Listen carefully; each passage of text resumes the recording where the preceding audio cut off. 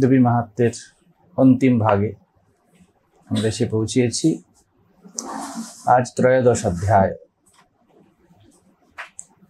দেখা যায় দ্বাদশ অধ্যায় ফলশ্রুতি ঋষি ব্যাখ্যা করেন। জীবনের ধাপে ধাপে সর্বাঙ্গীন সৌন্দর্যের বিকাশ। শেষে বলেছিলেন বোধ দদাতি বিত্তং পুত্রাংশ মতিং ধর্মে গতিং শোভাং। সব সম্ভব। এখন তত্ত্ব জীবনে প্রবেশ করে, তা জীবনকে রূপান্তর করার জন্য। নাহলে তাত্ত্বিক ব্যক্তি তো জগতে কম নেই। মিডিয়ার বাজারে এখন জ্ঞানের কোনো অভাব নেই। আমি কি বলবো, এর থেকে ধাপে ধাপে স্তরে স্তরে সাজিয়ে বলার বহু লোক আছে, তার থেকে তাদের থেকে বড় লোক আছে। এবং এটা আজকে নয়, বরাবর থেকেছে। প্রজ্ঞাবান বড় কম থেকেছে, আর পণ্ডিত বড় বেশি থেকেছে। কোনো ভৌগোলিক বা কোনো হিস্টোরিয়ান খুব কম হয়েছে, কিন্তু ইতিহাস সকলে পড়েছে। বিষয়ের গভীরে গিয়ে জীবনকে সেইভাবে রঞ্জিত করার ভাবনা, এটা বরাবরই রেয়ার হয়েছে। তো এরপরে ঋষি তো বলে দিলেন এর ফলে এই, এর ফলে এই, এর ফলে এই। কিভাবে কি এগোতে হবে না হবে সব বলে দিলেন। গুরুও বলে দেয় যে তুমি এইভাবে এগাও, কিন্তু যে শেষ হ্যামার সেটা সাধক শিষ্যের পক্ষ থেকেই হয়। সেই জন্য প্রথমে এবং শেষে নির্ভর করে জীবন সাধনের উপরে। কি সেধেছ? জানাও এক প্রকার সাধা, কিন্তু জানা যেন একটা গাছ পোতার মতো। গাছ তো পোতা হলো, কিন্তু এরপর দরকার পড়ে সাধন দ্বারা তার পরিচর্যা। তা না হলে গাছ, আমি তো গাছ পুঁতে দিয়েছি, তুমি ভুল বলছো না, তুমি প্ল্যান্ট লাভার, কোনো অসুবিধা নেই, কিন্তু ইউ হ্যাভ টু নার্চার ইট। এই কথা বলা যাবে না যে পণ্ডিতরা জানে না বা কেউ জানে না। জানতেই পারি। জানার পরে যেমন গাছটি পুঁতে তো দিলাম, গাছটি আমি চোখে দেখিয়ে তোছি, কিন্তু দিন রাত তার সঙ্গ করতে হয়, তাকে অবজারভেশনে রাখতে হয়। তাতে কোনো পোকা এলো কিনা, এই আমরা একটু মিলিবাগ দেখছিলাম এক্ষুনি গাছের পাতায়। এই হলো লাইক সৎসঙ্গ। সঙ্গ করতে হয়, সঙ্গতি করতে হয়। সঙ্গতির ফলেই সন্তান উৎপন্ন হয়, সঙ্গতির ফলেই প্রজ্ঞারূপ পুত্র জন্মায়। তো সঙ্গতি করতে হয়। এবার এই সঙ্গতির কি ফলাফল তা জীবনে দেখতে হবে। যেমন একই মাটিতে কলা গাছ বা ধান চাষ করা আর চা পাতার চাষ করা একই হবে না। মাটি তো একই, জীবন তো একই, তত্ত্ব তো একই, একই রকম ফলাফল দেয় না। তোমার জীবনের উর্বরা শক্তি বা মৃত্তিকা কেমন তার উপর নির্ভর করে। সেই জন্য এই মাটি তৈরি করা খুব গুরুত্বপূর্ণ বিষয়। আমরা যারা টবেতে গাছটা পুঁতি তারা ভালো করে জানি, প্রথম যে মাটিটা তৈরি হবে সেই মাটিটা খুব গুরুত্বপূর্ণ। তার উপর পুরো নির্ভর করে গাছটির যাত্রা কীরকম হবে। ঠিক তেমনি জীবনের তোমার চিত্তশুদ্ধির মাটিটা কেমন, তার মধ্যে উর্বরা শক্তি কত, তার মধ্যে তুমি কি কি দিয়েছ, এর উপর নির্ভর করে এই অহং ব্রহ্মাস্মি তত্ত্ব কিভাবে ম্যানিফেস্ট করবে। নির্ভর করে না যে বলে দিলে সকলের একই হবে। জীবনের ক্ষেত্রেও তাই। একই আকাশ, কোথাও বৃষ্টি হয়, কোথাও রোদ হয়। এবার আকাশের কি পার্শিয়ালিটি আছে? তোমার এখানে ক্লাইমেট যেমন বানিয়েছো, আকাশ তেমনভাবে রেসপন্স করছে। তো আজকে এই বড় দান, প্রথমে ধ্যান।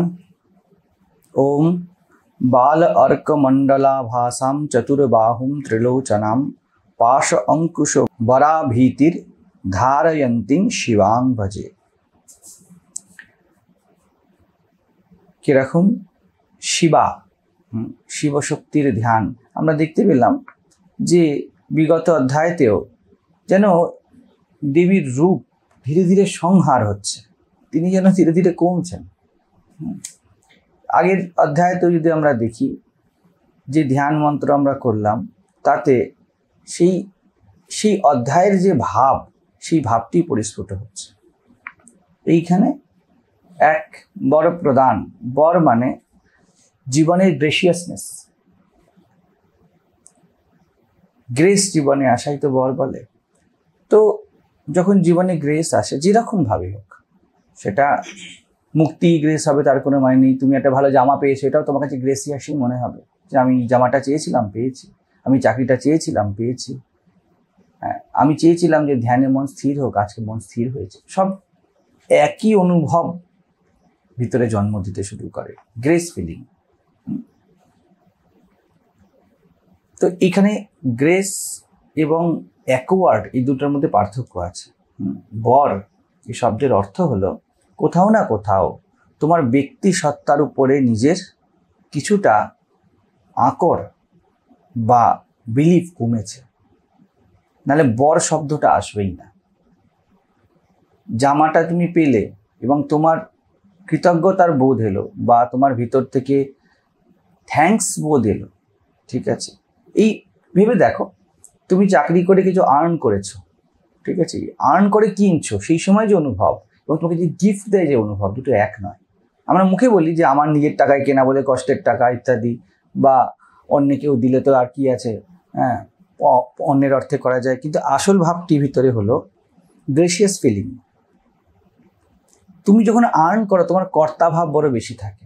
জীবনে যা কিছু আর্ন করে আনা হয় তার মধ্যে কর্তা ভাব এত বেশি থাকে যে গ্রেস ফিলিং হয় না। এই জন্যই প্রজ্ঞা এমন একটা জিনিস যা কখনো আর্ন করা যায় না, গ্রেসিয়াস হলেই মাত্র বোধ আসে। এটা কিন্তু শুধু সাধকের জন্য নয়, সবার জন্য সত্য। যে না সেধেছে সেও দেখবে সারপ্রাইজিং কিছু আসলে আমাদের মধ্যে একটা গ্রেস ফিলিং থাকে, সেই আনন্দের অনুভব কিছু আলাদা হয়। আর প্ল্যান্ড আনন্দের অনুভব কিছু আলাদা হয়, বরং প্ল্যান্ড আনন্দের দুঃখ বেশি হয়, কারণ এক্সপেকটেশন থাকে অনেক বেশি। কিন্তু সাডেন যা কিছু আসে তার মধ্যে সেটা থাকে না। তো গ্রেস যখন কথাটা হচ্ছে, অনেক দিন চেয়েছিলাম কিন্তু আমার ক্যাপাসিটি ছিল না পাওয়ার, পেয়ে গেলে কি বলবে, ভগবান ধন্যবাদ।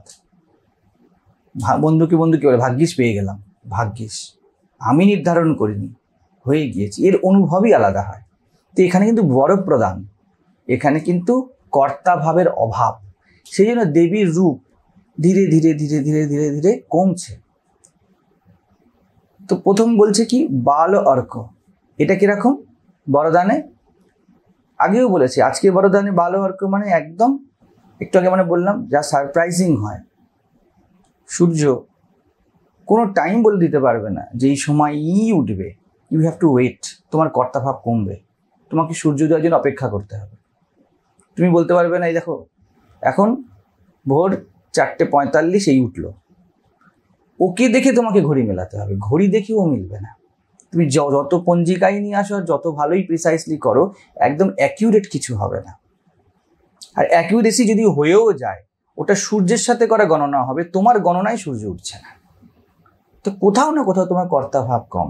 ঠিক তেমনই বাল অর্ক, অর্থাৎ উদিত সূর্যের যে রিফ্রেশ, যে সৌন্দর্য, সেটা নিয়ে দেবী বসে আছেন। জীবন এই আলো প্রবেশ করছে। এই আলোর মানে কিন্তু সবসময় প্রজ্ঞা নয়, একটু বাদে আমরা আলোচনায় যাব। আলো মানে অ্যাকর্ডিং তোমার যে কনফিগারেশন, সেই হিসাবে এগিয়ে যাওয়া, যেটা আমি আগের দিন দীক্ষায় বলছিলাম, এগিয়ে যাওয়া আলো। আলো না হলে এগানো যায় না। আর তুমি অনেক কিছু হতে পারে, ইউ স্টার্ট, আলো নেই, গুরু নেই জীবনে। আলোর অর্থই হয়ে গেল যে তুমি তোমার পথে এগাচ্ছ। এটাই প্রমাণ করে যে জীবনে তুমি আলো পেয়েছো, তুমি আটকে নেই।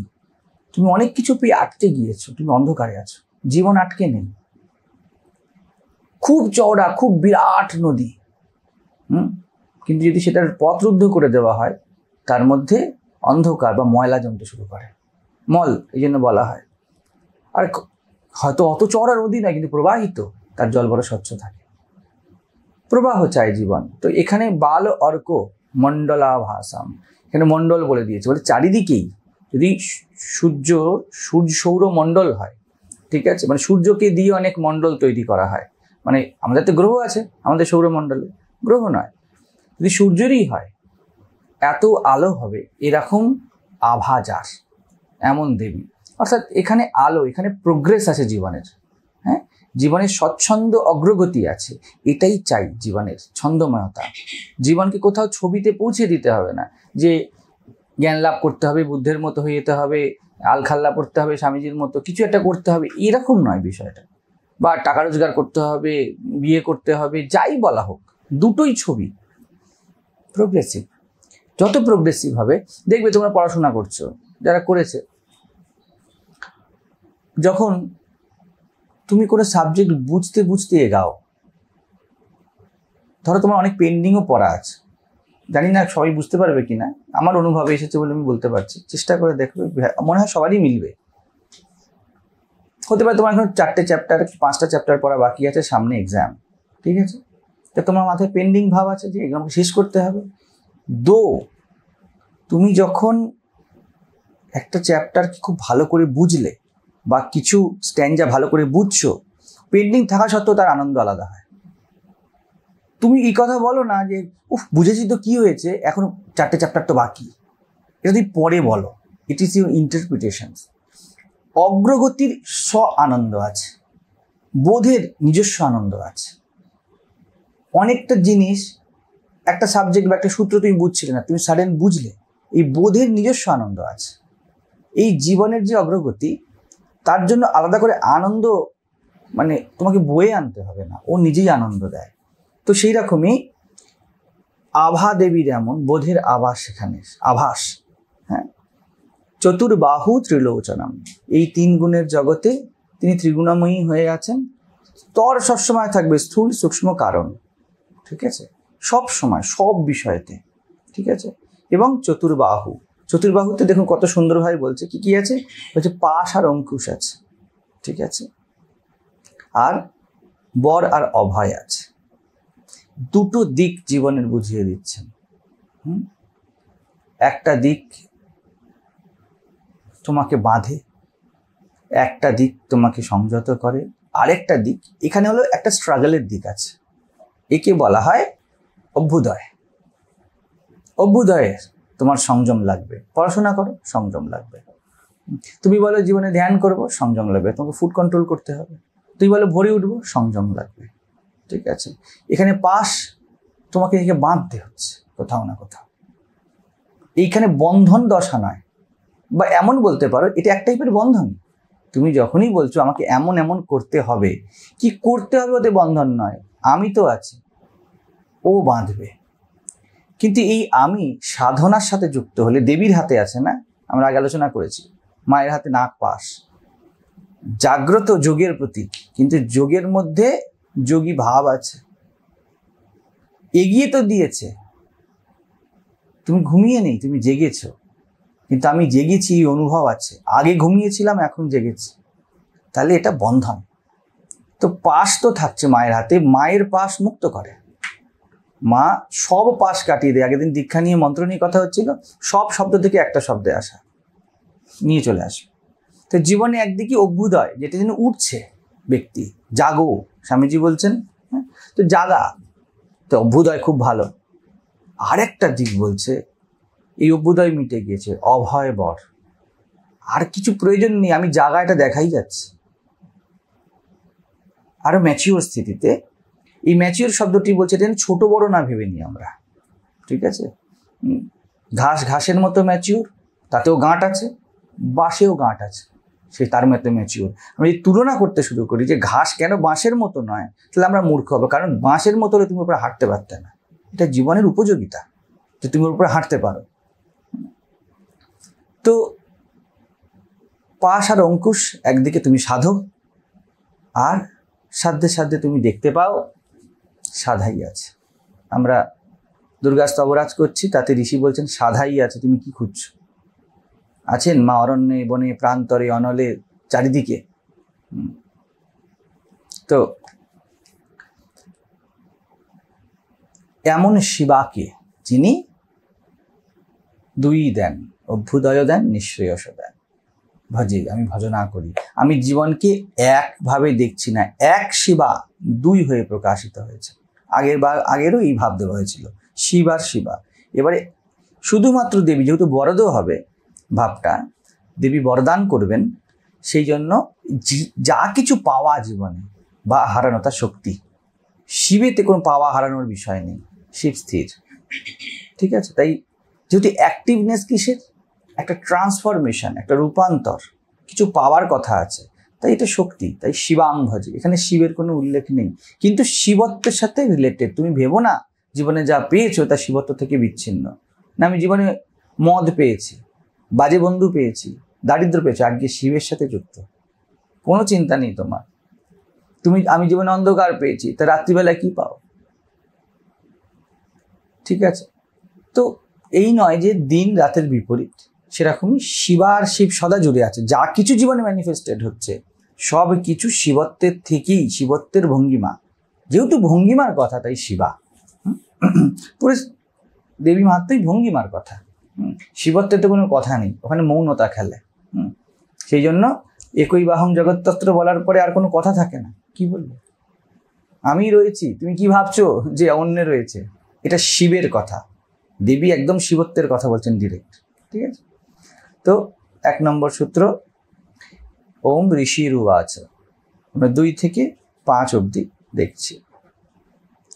एतत्ते कथितं भूपा देवी माहात्म्यम उत्तमम् एवं प्रभावा सा देवी ययेदं धार्यते जगत् विद्या तथैव क्रियते भगवद् विष्णु मायया तया त्वमेष वैश्यश्च तथैवान्ये विवेकिनः मोह्यन्ते मोहिताश्चैव मोहमिष्यन्ति चापरे तामुपैहि महाराज शरणं परमेश्वरीम् आराधिता सैव नृणां ভোগ স্বর্গ অপবর্গদা।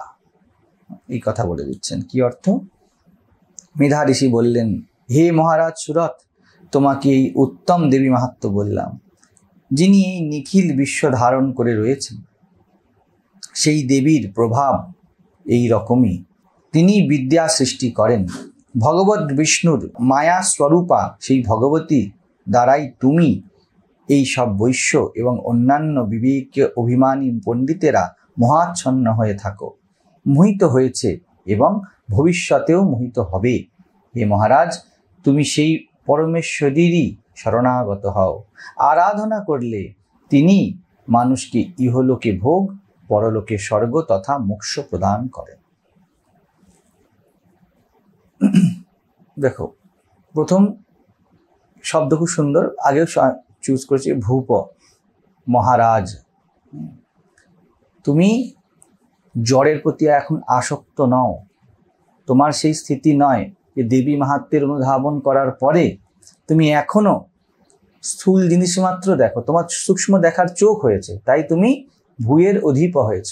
তুমি এই মাটির ভাব থেকে, স্থূল ভাব থেকে উঠেছ।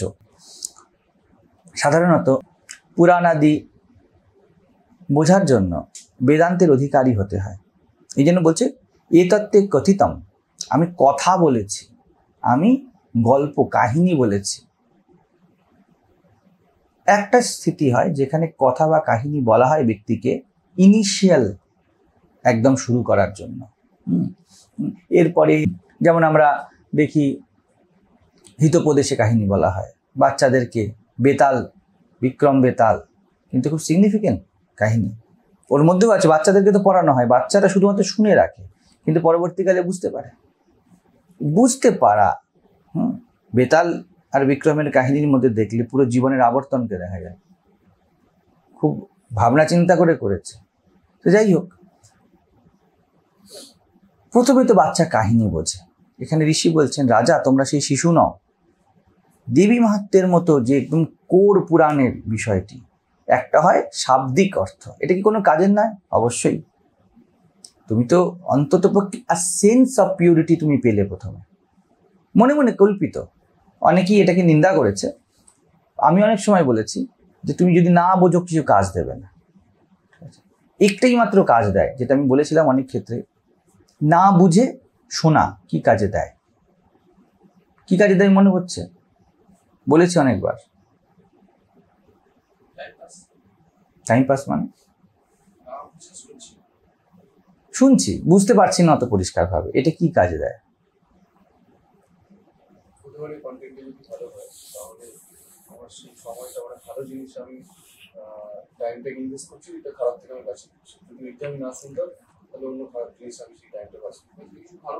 কিন্তু ভালো তো বুঝতেই পারছি না। ঠিকই বলছে, একটাই কাজ করে তোমার, টাইম পাস। তোমার গুরু এটাই করে, টাইম পাস করে। তুমি ব্রহ্ম, তুমি যখন মহাপাঠা হয়ে এসছো তখন তুমিই ব্রহ্ম। গুরু কি করে? টাইমটা পাস করে। যখন তুমি নিজেকে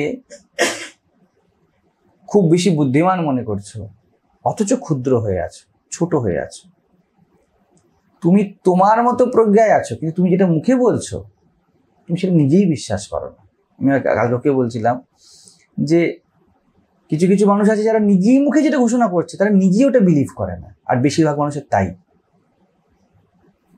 ওই যে স্থিতিটা যেখানে তোমার ঘোষিত, তোমার জানা বিদ্যার সাথে তোমারই কোনো যোগ নেই এবং তুমি তা জানোই না। প্রত্যেকটা মানুষ তার মতো ইউনিক, ঠিক তার মতো সুন্দর, কারণ জীবন সবাইকে রেখেছে, মা সকলকে রেখেছেন, ঠিক আছে। কিন্তু ব্যক্তি বলে প্রত্যেক মানুষ ইউনিক, আমি আমার মতো, ঠিক। এই আমি আমার মতো তোমার পূর্ণ কনভিকশন নেই, তুমি শুধু ঘোষণা করছো।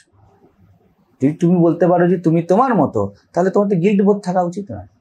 আর তোমার হয় তোমার ঠিক ভুল থাকা উচিত নয়। তুমি বলছো আমি আমার মতো, তাহলে এটা তো ম্যান্ডেট যে আমি আমার মতোই আছি।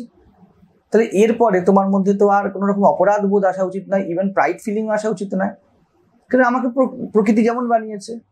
আর যে রজনীশ অনেক সময় এইসব কথাগুলি বলেছিলেন, অনেকে বলেছে ঘোষণা করে দাও যে আমি আমার মতো। খুব ভালো কথা, ঘোষণা করলে কি হবে, কিন্তু you have to be convinced by yourself যে আমি যেটা ঘোষণা করছি ইট ইজ মি।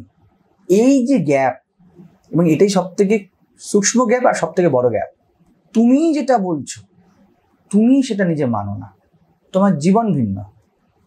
এই সময়ে দরকার পড়ে গুরুর বা আচার্যের, তারা এই টাইমটা কিল করে। তুমি যেটা বলছো ঠিক বলছো, অনুভবে আসতে দাও, যাও জল তুলে আনো, এটা করো সেটা করো, করতে করতে কি করছে, তোমার অহমটাকে খুইয়ে দিচ্ছে। যে ব্যক্তি দেখছিল না যে আমি যেটা বলছি সেটা আমি হয়ে নেই, বা সেই স্তরে আমি দাঁড়িয়ে কথাটা বলছি না, ওই যে ব্যক্তি ওকে খুইয়ে দিল। কারণ স্তর তো কিছু নেই, মাই মা আছেন, জীবনই জীবন আছে। তুমি বলছো সবকিছু জীবনে এক্সপ্রেশন, কিন্তু তুমি ওটা বিশ্বাস করো না। বিশ্বাসের ফলাফল, আর ইউ হ্যাভ টু বিলিভ। অষ্টাবক্র এটা বলে ঘোষণা করো, তুমি মা গমক শূদ্র চিত্ততাম, তুমি ছোট হওয়া ছাড়ো না, তোমার কিছুর দরকার নেই। এখানেও তাই, গুরু সেটাই করেন। তোমার ছোট হওয়ার, তুমি বড় ঘোষণা করছো কিন্তু হয়ে আছো ছোট, এই সময়টাকে গুরু অপেক্ষা করে। তো যখন পুরাণ আদি হয়, বেদান্ত তো বলবে তুমি রেডি হয়ে এসো, কারণ আমি একটা কথা বলবো তোমার কাজ হয়ে যাবে, না তুমি কিচ্ছু বুঝতে পারবে না, ঠিক আছে। পুরাণ আদির প্রথমে এই কাহিনী যখন বলা হয় বাচ্চাদেরকে বা সাধারণ মানুষকে, এবং শ্রী চণ্ডীর একটা স্বাভাবিক অর্থ সবার সামনে আসবে, তখন এই সময়টাই মাত্র কিন্তু পাস করা হয়। যদি জিজ্ঞেস করা হয় তোমার জ্ঞান কি করে হলো, এই 12 বছর তুমি থাকলে গুরু গৃহে, তোমার জ্ঞান কি করে হলো, তখন সে কি বলবে? যদি লিটারালি দেখে, ওই যে জল তুলেছিলাম তার ফলে জ্ঞান হয়, তারপর বাগানে কাজ করলাম, তারপর রান্না করলাম, আর তারপরে গুরুজির হাত পা টিপে দিলাম, এর ফলাফলে জ্ঞান হয়। এবার সে গিয়ে বাড়িতে শুরু করলে কি তার জ্ঞান হবে?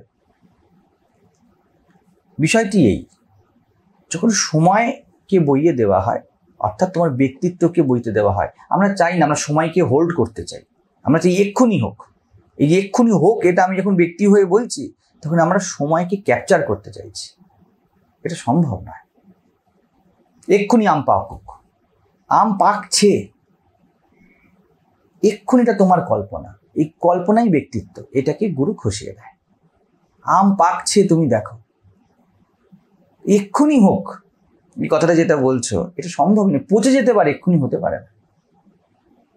আর যদি দেখো ঠিক মতো প্রত্যেক ক্ষণে হচ্ছে, পাকছে আম, তো এই যে জায়গাটা, এটা ধারণা করতে পারবে না, তখন বাচ্চাকে গল্প বলা হয়, যেন এত পুরাণাদি কাহিনী এবং এত ওই ভাগবত ইত্যাদি যে পুরাণগুলি আছে এত চলে কেন? তো কি কাহিনীতে মধ্যে থাকে, অন্তত পক্ষে the dark side of life তাতে প্রবেশ করে যায়নি, এইটুকুনি হেল্প করে।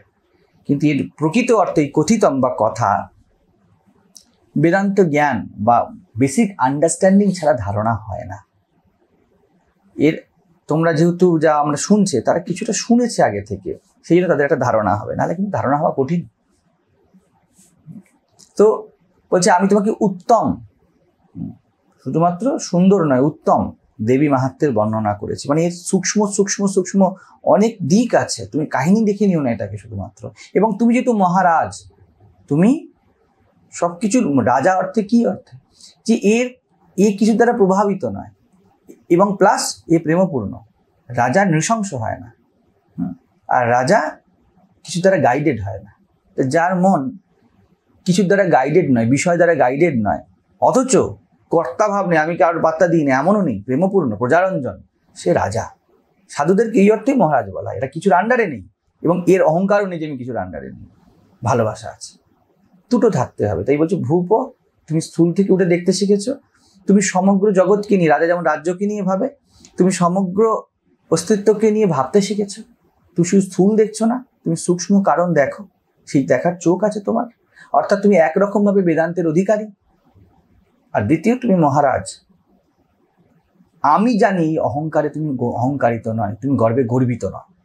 তো আমি তোমাকে এত উত্তম দেবী মাহাত্ম্য বললাম, এবং এই যে এবং প্রভাবা সা দেবী, এই জগৎ তুমি তো বুঝতে পারছো এক শক্তি দ্বারা ধারণ করা আছে। আমি বারবার এই কথা তোমাকে বলেছি, তার প্রভাবেই সবকিছু চলছে, তার প্রভাব ছাড়া কিছু নেই। জীবনে যা কিছু চলছে তা একের প্রভাবেই চলছে, দুইয়ের প্রভাব কিছু নেই। যেই প্রভাবে রাজা সূর্য ওঠে, ওই প্রভাবেই বৃষ্টি হয়, ওতেই নদী বয়, ওতেই মরুভূমি সৃজন হয়। ওই একই শক্তি দিয়ে গাছও ওঠে, ওই একই শক্তিতে এত মৃত্যুও ঘটছে, সব ঘটছে একই। এবং প্রভাবা, তুই ভেবো না আলাদা আলাদা কিছু প্রভাব আছে, এর সূত্র একই। বলছি আশা রাখি তুমি এটা বুঝতে পারছো। বিদ্যা তবৈব ক্রিয়াতেই ভগবত বিষ্ণু মায়া, এই সর্বব্যাপী যে বিষ্ণু, যার কথা শুরু হয়েছিল একদম, সেই আমরা দেখেছি না মহালয়াতে, আমরা প্রথম চরিত্রে বলছি যে যোগ নিদ্রা যদা বিষ্ণু, যেই সর্বব্যাপী চৈতন্য, তার যোগ নিদ্রায় আছে। আমরা বলেছিলাম বোঝার মতো বিষয়, জীবন যোগে আছে কিন্তু নিদ্রায় আছে। তুমি যোগেই আছো, কিন্তু তুমি নিদ্রায় থাকলে অনুভব করবে না। বলছে কেন? বলছে মা আচ্ছন্ন করে রেখেছে। তুমি যোগী, তুমি অনুভব হচ্ছে না তোমার। এই সর্বব্যাপী চৈতন্য তার সন্তুলনেই আছে, কিন্তু অনুভব হবে না যতক্ষণ না মা জেগে উঠবেন, এমন প্রভাব তার। সেই জন্য যখন মধুকৈটবকে বধ করেন, তখন মা নেত্রস্য নাসিকা বাহু হৃদয়ব্য তথৌরসাহা বেরিয়ে আসলেন। অর্থাৎ আমাদের মধ্যে থাকা সেই যে চৈতন্য, ঠিক আছে, যে লীলাতে ঘুমাচ্ছিল তিনি জাগলেন, বোঝার মতো চোখ হলো, দেখার মতো চোখ হলো, আর বিষ্ণু চোখ খুললেন। সবার আগে দেখলেন মধুকৈটব, বাইরে যে দ্বৈত আছে নেভার এক্সিস্ট, এই শেষ করে আগে বাইরের দ্বৈত, বাইরে নেই আনন্দ, বাইরে নেই। এটি প্রথম চরিত। হ্যাঁ, এটাকে আচার্য সত্যদেব ব্রহ্মগ্রন্থি ভেদ বলেছে।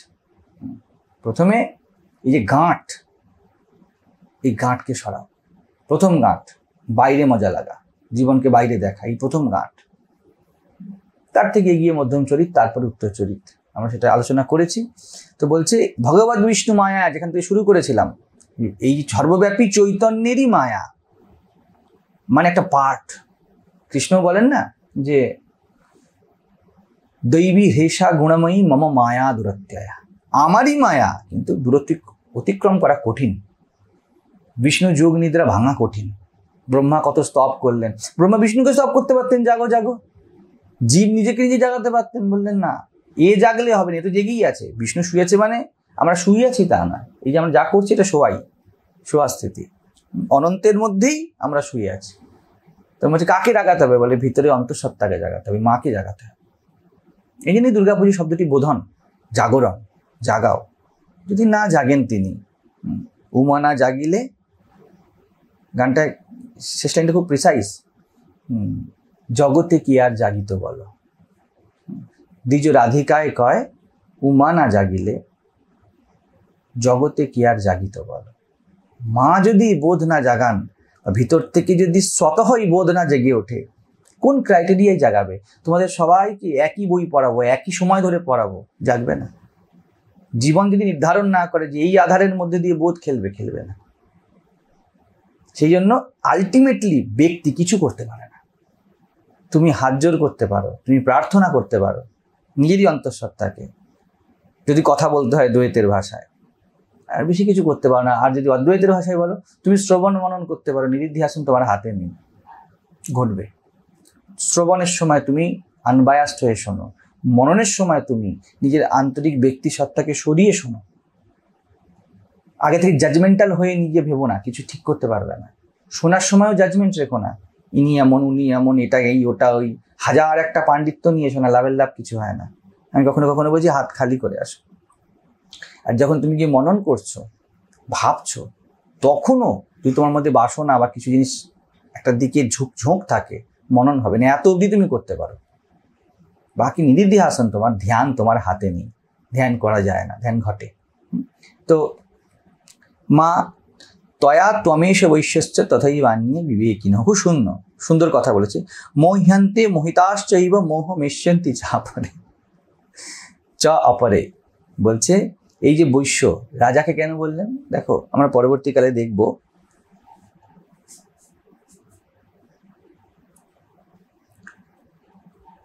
রাজা তো ওখানে ক্ষত্রিয়, তাকে অ্যাড্রেস করে কথা বলছে, একটা প্লট। হ্যাঁ, এই যে সামনে বৈশ্য আছে, তার কথাও বলছে যে এই যে দুজন আছে, তোমরা দুজন, বলছে এরকম যে বৈশ্যকে দেখছো এবং অন্যান্য শুধুমাত্র এক ক্যাটাগরাইজ করছে। তুমি রাজা আর এই যে বৈশ্য, তুমি একটু ছোট মনেই করবে স্বাভাবিকভাবে, কারণ ক্ষত্রিয় থেকে বৈশ্য একটুখানি বুদ্ধিতে খাটো। বলছে ওইসব মায়ের সামনে সব চলে না, সব এক। রাজা ঘুমাচ্ছে আর ভিখারি ঘুমাচ্ছে, কি ভেদ? ভগবত বিষ্ণু মায়া ঘুম পাড়িয়ে দেবেন। রাজার গলা কাটতো যতক্ষণ, ভিখারি গলা কাটতো ততক্ষণ। সেই জন্য চিন্তার কোনো কারণ নেই। আগে দিয়েছিল ভালো করে প্রথম অধ্যায়তে, বলে তুমি যেসব কথা বলছো ওগুলো তো পশু পাখির মধ্যেও থাকে। জ্ঞানাঞ্চতন মনুষ্যানাম, এটাই ভেদ, যে তুমি বিবেকী হতে পারো। তুমি যে মোহের কথা বলছো, আমার বউয়ের জন্য মন খারাপ করছে, ছেলের জন্য মন খারাপ করছে, টাকার জন্য, আমার রাজ্যের জন্য, বলছে কুকুর ছাগল সবাই। যে কুকুর জলকে ভয় পায়, বাচ্চা যদি হয় ওই বৃষ্টির মধ্যে ভিজে ভিজে বাচ্চাটাকে নিয়ে চলে আসে, যে শেডের মধ্যে নিয়ে যায়। নতুন দেখেছো না বাচ্চা, একটা ভিডিওতে দেখাচ্ছে যে পাখি তার ছোট ছানাগুলো কিভাবে ঢাকছে। বলছে এর কোনো ভেদ নেই, এগুলো তুমি করছো নাকি, এগুলো প্রকৃতি কর্তৃক নির্ধারিত, নাহলে প্রজনন এগোবে না। মা যদি বলে মরে মরুক, হবে না। তাহলে এটা মা বলছে না, তার ব্যবস্থাপনা এমন, সে চুপ থাকতে পারবে, তার মধ্যে হরমোনস এমন খেলবে, কেমিক্যালস এমন খেলবে, তোমায় করতে হবে ওই সময়ের জন্য। যখন বাচ্চা ছোট থাকে কেন বুকে দুধ দেওয়া হয়? দুটো একই জিনিস। মায়ের ওয়ারিডনেস আর মায়ের বুকের দুধ একই জিনিস, বিরাট কোনো ভেদ নেই। প্রকৃতি কর্তৃক যাতে যাত্রা এগিয়ে যায় তাই এমন করা হয়েছে। এখানেও সেটাই বলছে, সব একই ক্যাটাগরাইজ। তুমি ভেবো না যে তুমি রাজা বলে বিশেষ কিছু আর এই বৈশ্য বলে কম কিছু, বলে তুমি বলে আর এগিয়ে দিচ্ছি। যত পণ্ডিত, বিবেকের অভিমানী পণ্ডিতেরা যারা আছে, হ্যাঁ, বিবেকই না হয়, যারা জানেও, যারা ভেদ করতে জানেও, তাদেরও খেলা এক হবে। এবং বলছে তা নয়, বলছে মোহিত হয়ে থাকো শুধু নয়, আগে হয়েছে পরেও হবে, কোনো চান্স নেই। তো একদম পায়ে তারা চলবে না এখানে। যে জন্মে গেছে, ইনি ভদ্রমহিলা বসে আছেন, এরা প্লে গ্রাউন্ডে এসেছো, খুব সাবধানে চলো। সাবধান মানে ভয়ের বিষয় না, ঝুঁকে চলো। এই যে কেউ আছে না, নেই ঝুঁকে গা সালানা, কি আছে, এইসব চলবে না এখানে। ঝুঁকবে না মানে যে বলছে যে নেই ঝুঁকেগা, সেও নিজের অহংকারের সামনে ঝুঁকে আছে। সিনেমাগুলোতে দেখো না, এত বড় হিরো, যেই হিরোইন এলো কিরকম তার সামনে হাঁটু গেড়ে বসে প্রপোজ করছে। এই খেলাই হবে।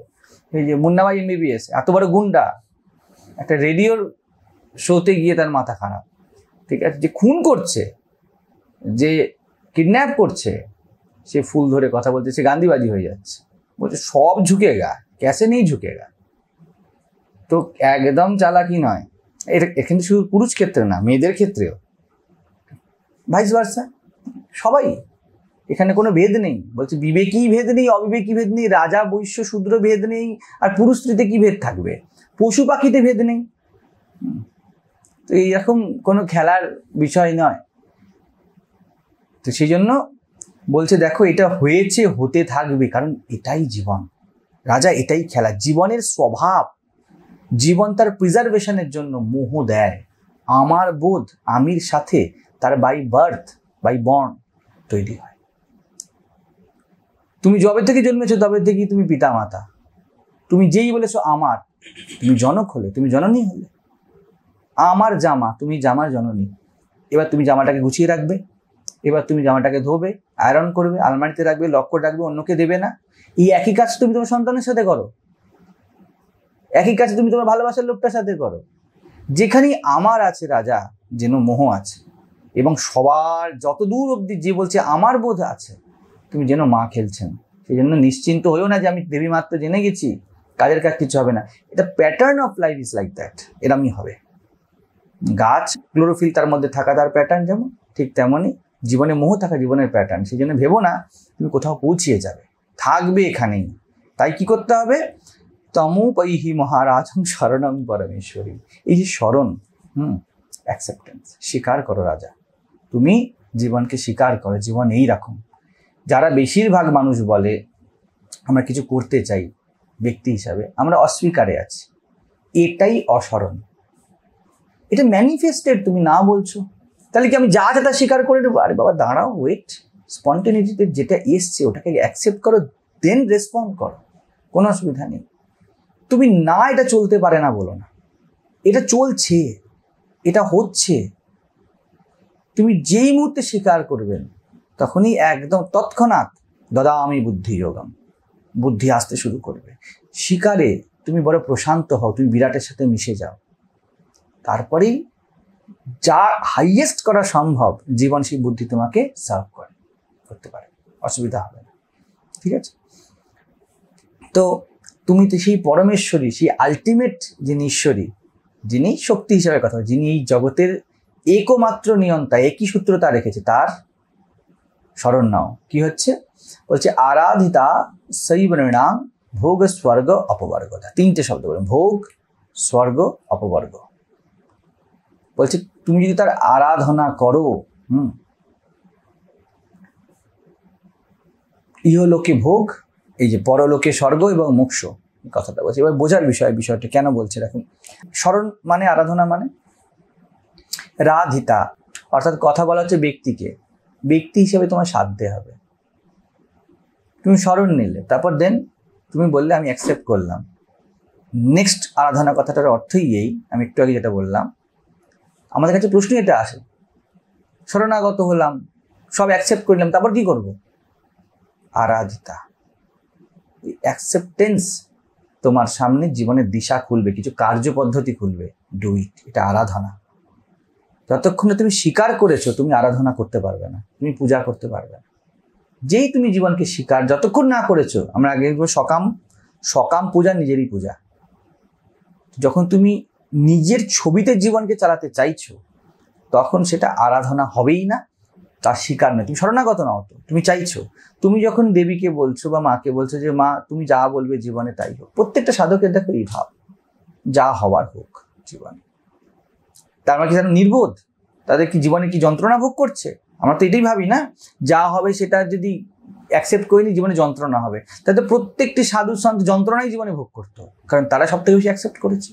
কিন্তু তাদেরকেই প্রসন্ন দেখা যায় বেশি, কারণ যেই মুহূর্তে অ্যাকসেপ্ট করো, তারপর তোমার যে কাজ সেটা তুমি না চাইতেই পূজাতে রূপান্তরিত হবে।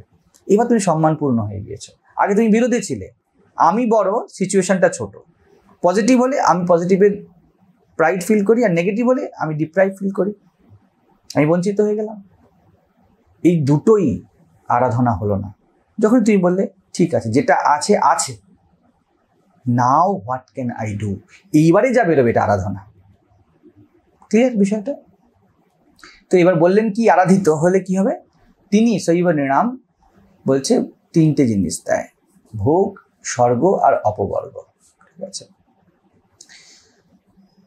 দেখো জীবনে সবসময় দুটি প্রান্ত, জীবন দুই, জীবন এক নয়। সূত্র তার এক, যেমন একটা এই পেন্সিলটা, এই পেন্সিলটার দুটো প্রান্ত, কিন্তু পেন্সিলটা একটাই পেন্সিলের দুটো প্রান্ত থাকবে। যেখানে লিমিটেডনেস সেখানে দুটো প্রান্ত থাকবেই, যেখানেই ব্যক্তি সত্তা সেখানে দুটো প্রান্ত থাকবে। এবং এই পেন্সিলটা কাটতে কাটতে একটা জার্নি থাকবে, ঠিক আছে? এখানে আসবে, এখানে আসবে, এখানে আসবে, তবে শেষ হবে। এটাই আমাদের জীবন। এখান থেকে শুরু হয়েছে, খুঁজতে খুঁজতে খুঁজতে খুঁজতে খুঁজতে খুঁজতে শেষ হয়ে যাবে। তো শুরু আর শেষ আছে এবং একটা জার্নি আছে, তাহলে 3 হলো। ঠিক, জীবন একই, একটি শুরু, একটি শেষ, আর একটা যাত্রা। আবার এমন বলতে পারি, যাত্রার মধ্যে শুরু শেষ ওতপ্রোতভাবে জড়িত আছে। শুরু শেষ, শুরু শেষ, শুরু শেষ মনে হয় যাত্রা। ঠিক আছে? তো 3টে শব্দ বলে দিয়েছে, ভোগ, স্বর্গ, অপবর্গদা। প্রথমে বললো তুমি কোনো চিন্তা করো না, যতক্ষণ পর্যন্ত জীবত্ব আছে ততক্ষণ পর্যন্ত মায়ের খেলা আছে, কিছু করার নেই। বিবেক আছে তো অবিবেক আছে, সেই জন্য বিবেকীয় কিছু করতে পারবে না, কারণ বিবেকের পরে অবিবেক শব্দটিও দাঁড়িয়ে আছে, তার জন্য দ্বৈতের স্তরে আছে। তুমি যদি চেষ্টা করো, তুমি যে আরাধনায় পরিণত হয় জীবন, 3টেই হতে পারে। এবার শুনলে মনে হয় আরাধনা শব্দটা আমি যেভাবে বললাম যে না, এটা সংসারীদের কথা নয়, ভুল হচ্ছে। এটা জীব মাত্রের কথা, এখানে কোনো ভেদ নেই। ধরে কি এই সব কিছুকে অ্যাকসেপ্ট করতে কি গৃহস্থ পারে? আলবাত পারে, বেশি দরকার। কারণ গৃহস্থালির মতো তপস্যা আর দ্বিতীয় নেই। তোমাকে ঘাড় ধরে অ্যাকসেপ্ট করানো হয়, কি করবে তুমি? তোমার মেয়ে মানছে না, তোমার ছেলে মানছে না, তোমার মার আর বউয়ের মধ্যে যোগাযোগ মানে ভালো রিলেশন হচ্ছে না, তোমাকে অ্যাকসেপ্ট করতেই হবে। অ্যাকসেপ্টেন্স সন্ন্যাসীর থেকে গৃহস্থের বড় বেশি চাই। তো বিরোধে থাকলে কি হবে? তুমি যন্ত্রণায় ভরে যাবে। অ্যাকসেপ্ট করলে কি যন্ত্রণা কমে যাবে? আলবাত কমবে, কিন্তু তুমি যেমন চাইছো সেভাবে কমবে না। তো এই যে ভোগ, পরিষ্কার বোঝার বিষয়। 3টে অধ্যায় বা 3টে চরিত্র আমাদের। প্রথম যেটা হলো, প্রথম অধ্যায় ভোগ থেকে, বাইরের থেকে মুক্তি দেয়। ঠিক, বহির, দ্রষ্টা, দৃশ্য, দর্শন, 3টে স্তর। দ্রষ্টার থেকে মুক্তি দেয় প্রথম চরিত্র, ঠিক আছে? সরি, দৃশ্যর থেকে। তুমি দৃশ্যই হয়ে গিয়েছো, মধু কৈটব, মন টানছে, আর তুমি রইলে কোথায়? তুমি যখন বলো আমার ওকে ভালো লাগে, তুমি আর নেই, ওই আছে। আমি একজনকে বলেছিলাম, তুমি আর আছো কোথায়? ওই আছে। কেউ বউয়ের ইশারায় চলছে, ঠিক আছে? ব্যক্তি আছে, বউ বলছে বাজার যাবে, আর মা হয়তো শরীর খারাপ, উদাহরণ বলছি, কিন্তু কি যেন মনে না করে, যেরকমই হয়, বিপরীত হয়। মায়ের শরীর খারাপ, মায়ের পাশে যাও, সোজা বাজার যাও, ঠিক আছে? গেল তো পুরুষই, কিন্তু আসলে কে গেল? বউয়ের ইচ্ছা গেল, তার ইচ্ছা রূপান্তর। এখানে ব্যক্তি গৌণ হয়ে গিয়েছে। তো এই প্রথম যে চরিত্র আমাদেরকে এইরকম হওয়া থেকে মুক্তি দেয়, বহির প্রভাব থেকে। দ্বিতীয় চরিত্র বা মধ্যম চরিত্র, এটা কি? স্বর্গ বলছে। স্বর্গ মানে স্বর্গীয়, ডিভাইন, কল্প। এটি হলো আমাদের ব্যক্তি সত্তা। ব্যক্তি সত্তার কল্পনাতেই স্বর্গ আছে। স্বর্গ কোথায় এক্সিস্ট করে? স্থূল শরীরে কোথায় গিয়ে স্বর্গে গেল আর এলো, ঠিক আছে? স্বর্গীয় যা কিছু, তুমি বলবে ত্যাগ, ক্ষমা, সৌন্দর্য, এইসব আমাকে সাধতে হবে, স্বর্গীয় না, ডিভাইন জিনিস, দয়া সাধব। তো এই যে মধ্যম চরিত্র, এটা হলো দেহ থেকে মনে ওঠা বা প্রাণে ওঠা, প্রাণময় সত্তা আমাদের। প্রথমে দেখা যায় প্রাণ এখানে, এটা হলো প্রথম। দ্বিতীয় দেখা যায় প্রাণ সর্বত্র, কোথায় নেই, ঠিক আছে? এতে ওতে ওতে ওতে আছে, সর্বত্র আছে। একটু এগিয়ে গেলে এটা হলো যাত্রা, জন্ম তারপরে যাত্রা। আর থার্ড গিয়ে বোঝা যায় প্রাণ মাত্র আছে, ব্যক্তি সত্তা বলে কিছু নেই, এটা খেলা মাত্র। একে বলে অষ্টাবক্র বিশুদ্ধ বোধ অহম। একমাত্র প্রজ্ঞাই এমন নানা রূপ হয়েছে। এইগুলো যে দেখছি এগুলো নেই। প্রথমে মনে হয় আমি, তারপরে মনে হয় আমার মতো বহু, আমি একা নই। এটা দ্বিতীয় আরেকটু প্রোগ্রেস হলো। আর থার্ড গিয়ে হলো অপবর্গ বা মুক্তি। মুক্তি কখন হয়? ট্রু সেন্সে মোক্ষ কখন হয়? যখন বোঝা যায় যে আই নেভার এক্সিস্ট। যত ব্যক্তি আমি বলছে, প্রথমে মনে হয় আমি ব্যক্তি হিসাবে ঠিক, তারপরে মনে হয় প্রত্যেকে ব্যক্তি হিসাবে ঠিক, তার জায়গায় ঠিক, প্রত্যেকের মতামত আছে। তারপর দেখা যায় যে প্রত্যেকের মতামত, আমার মত কিছু নেই। জীবন যাকে যেমন বুদ্ধি দিচ্ছে তেমন হচ্ছে, কোথাও কিছু এক্সিস্ট করে না। এটা হলো অপবর্গ বা উত্তর চরিত। আমি আমার থেকে মুক্তি। প্রথমে মধুকৈটব বাইরের আকর্ষণ থেকে মুক্তি, তারপরে মহিষাসুর মাটির যে ভাব বা আমার ভিতরের যে একদম কোর সত্তা, যে ব্যক্তি সত্তা মাটির থেকে জন্মেছে তার থেকে মুক্তি, সংস্কার থেকে মুক্তির জন্য বলা হয়। সংস্কারই তো ব্যক্তি। আর তারপর দেখা যায় যে না কখনো বাইরে মজা ছিল, না কখনো ভিতরে মজা ছিল, জীবন মজাই মজা, ট্রু সেন্সে আনন্দ একে বলে। ঠিক আছে, সৎ চিৎ আনন্দ, এই তিনটে উপজীব্য। যদি তুমি চতুর্বর্গের হিসাবে দেখো তাহলে প্রথম চরিত্র ধর্ম আর অর্থের উপর নির্ভর করেছে। ধর্ম অর্থ কাম মোক্ষ, চতুর্বর্গ ফল জীবনের। বড় প্রধান বলেই ভাই বলছি কথাটা। ধর্ম আর অর্থ এটা প্রথম চরিত্রের। ধর্মপূর্বক জীবনে ধর্ম, তোমার টেন্ডেন্সি বুঝেই তোমাকে জীবনে কিছু আর্ন করতে হবে। ঠিক আছে, প্রথম ব্যক্তি কিন্তু যারা জগৎকে উপভোগ করছে, হিসাব মজার উপভোগ করছে না, তারা আর্নিং পার্সন বলি না। আর্নিং পার্সনের সময় ভাবটা কি থাকে?